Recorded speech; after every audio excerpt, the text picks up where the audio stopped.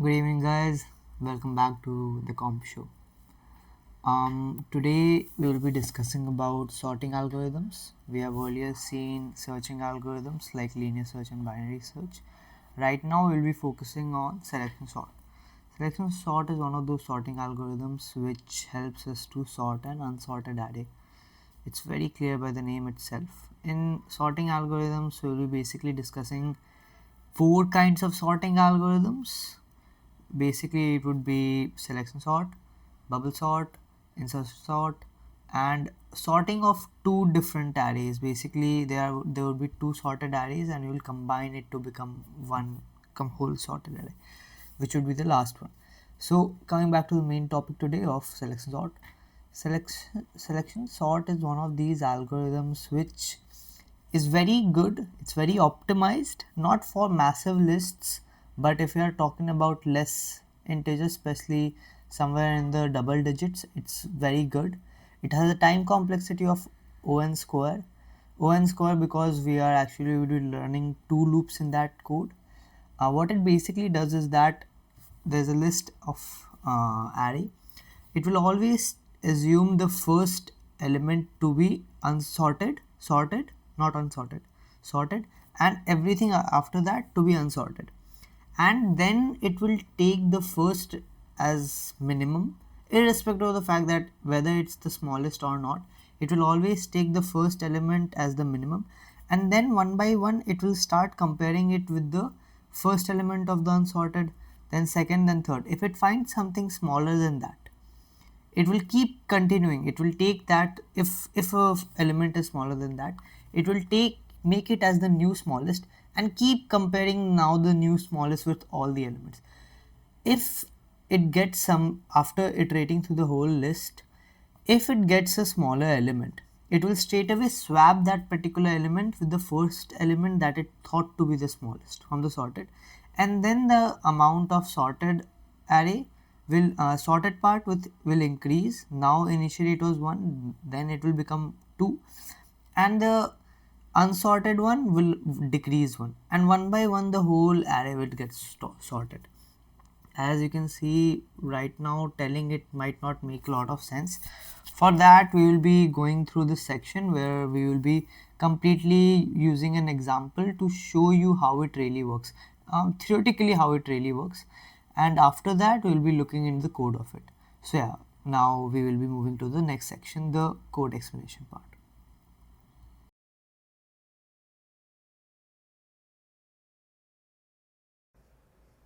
Okay, as you can see here, we have this particular unsorted array or list.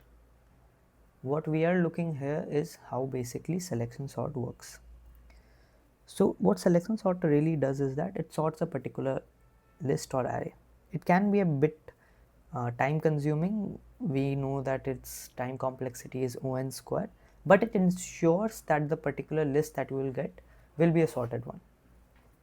So as we know, the final answer should be something like 1, 2, 5, 21, 36, 69. We as human, because we know basic maths and all, we can see it straight away, but a computer can't. A computer has to go through its iterative process. That's why I've always said that human brain will always be superior to a computer brain. Of course, computer can do those calculation in microseconds, but we are the ones who created computers, so we will always be greater than them. But not to go out of the topic, we will now see how it really works. Selection sort.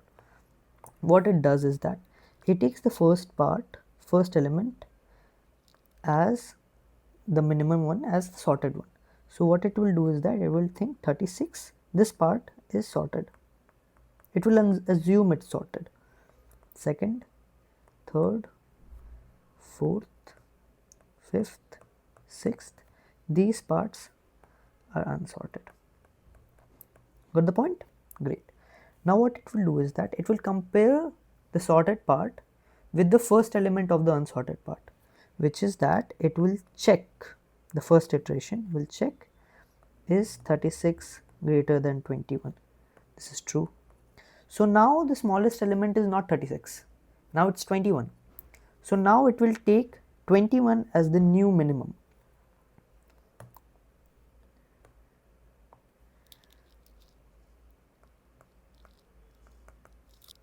Now 21 is the new minimum. Now it will go and compare it with the next element. Now it will ask, is 21 greater than 2? This is also true. Now what it will do is that it will now think 2 is the smallest element. Now it will go and check, is 2 greater than 5, which is false. So now we have ensured that 2 is the smallest element here till this particular point. Now it will go and see, is 2 is greater than 69? Again, this is false. So 2 is still the smallest element. But now here's a twist. It will go and ask, is 2 greater than 1? This will be true. So now this being true makes 1 the smallest element. Now because of the fact 1 is the smallest element, what the algorithm will do is that it will swap the smallest element it has found after iterating through the whole list, and it will swap it with the first element that it took as the minimum. So now the resultant array will look something like 1, 21, 2, 5, 69, 36. It has basically swapped 36 with 1. Swapping has been done. So now we know 1 is sorted. Now it will assume this part is sorted, and this part is unsorted. As you can see here, we have gone through one particular iteration, and now we have 2 elements as sorted. Now what it would do is that it will take 2 as the minimum element, because it will ask if 1 is now the most minimum, which is the second most minimum. So it will assume 2 be the second minimum. Now it will go and ask this question, is 21 greater than 2, which is true. So again 2 becomes the smallest element. Now this is the new minimum, this 21 is not. Now it will go and ask, is 2 greater than 5? False. Is 2 greater than 69? False. Is 2 greater than 36? False. After going through the whole iteration, it will assume 2 to be the smallest now.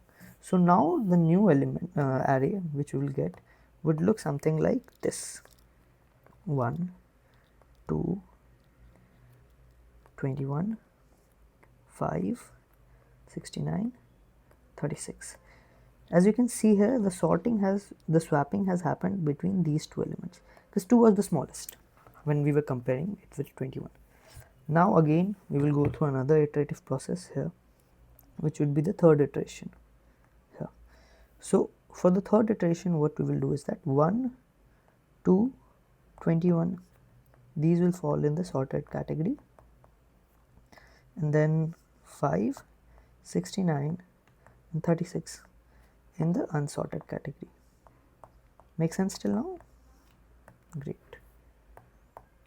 Now it will take 21 as the minimum and ask, is 21 greater than 5, which will be true. Since it's 21 is greater than 5, it cannot be the smallest element, right? So now 5 will become the new smallest element. Is 5 greater than 69? False. Is 5 greater than 36? False. After going through this part, now we know that 5 would be swapped with 21 because 5 is smaller than 21, right? So now the new list will become something like 1, 2, 5, 21, 69, 36. Make sense?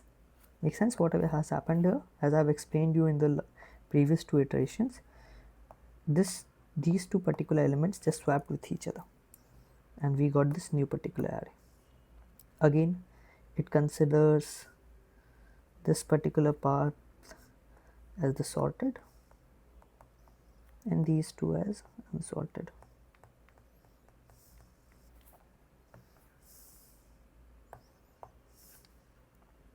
Now we will go through another same ditto process, which is the 4th iteration. This would be our minimum. Is 21 greater than 69? False. Great. So now 21 has finally got its chance and it can remain as the smallest element. Next comparison would be with 36. Is 21 greater than 36? false again.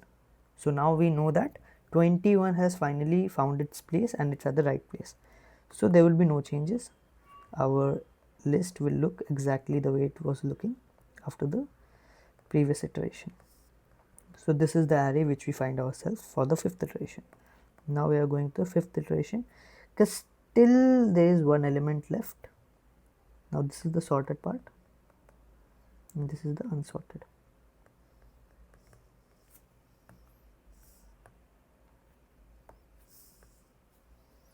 For the unsorted part now, which we will do the last comparison, which would be like is 69 greater than 36. True. So because 69 is greater than 36, it cannot be before 36, right? So what it will do is that it will swap these two elements. Now we get the final result as 1, 2, 5, 21, 36, 69. Bam. Answer found. As we saw in the first part when I said about the answer would be this. This and this are exact values. This is what basically selection sort does. It is a bit lengthy and a bit complicated, but this is how the concept is. It really is. So now we'll go and check how the code works.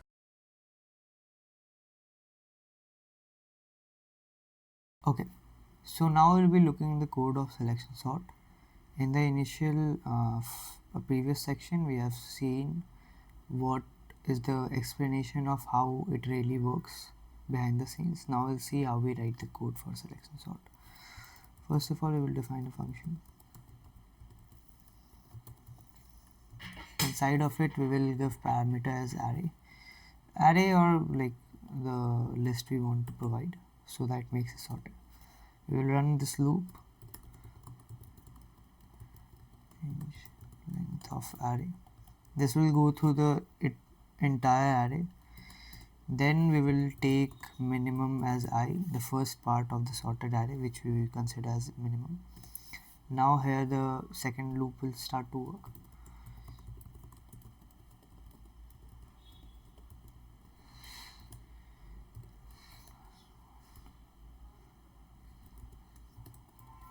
Here, as you can see, we are making sure that the J loop starts from the next element, basically the element on index 1, and will keep going further as the iteration goes on. So this is basically for the unsorted part. This was for the sorted part. Great. So now after this part, what we will do is that we will compare, we will run a if condition.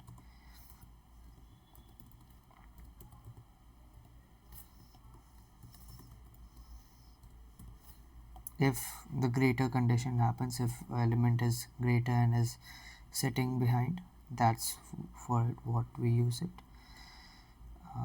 Then we will give, and then we will update that new minimum. After updating, we will straight away come out of the loop and we'll swap the values after the whole. So it will look something like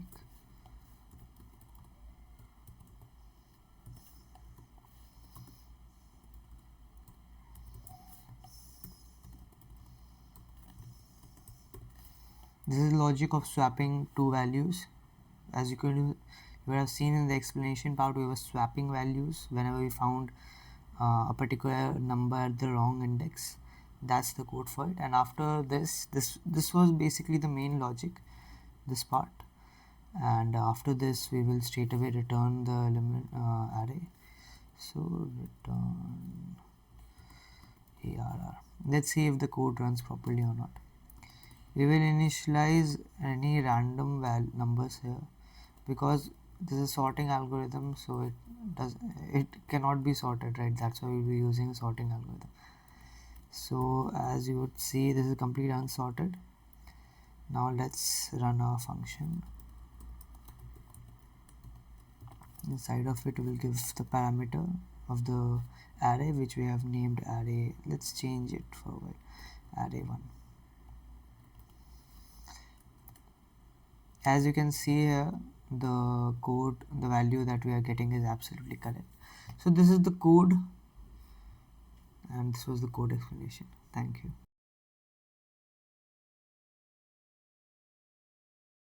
So after all of this, this is the last part, the conclusion part. You have seen the code, work with it, write it few times, use different calculations, different values, come up with your own code, try to write it by yourself by not looking in it. That's where you find your real problems, because if you're only looking at the code and writing it, it won't really help you much, but if you do it by yourself, it will help you a lot. And yeah, this was selection sort. The coming sections and the videos we will be covering different sorting algorithms. We have some very interesting ones as well. So yeah, thank you for joining in. Take care. Have a good day.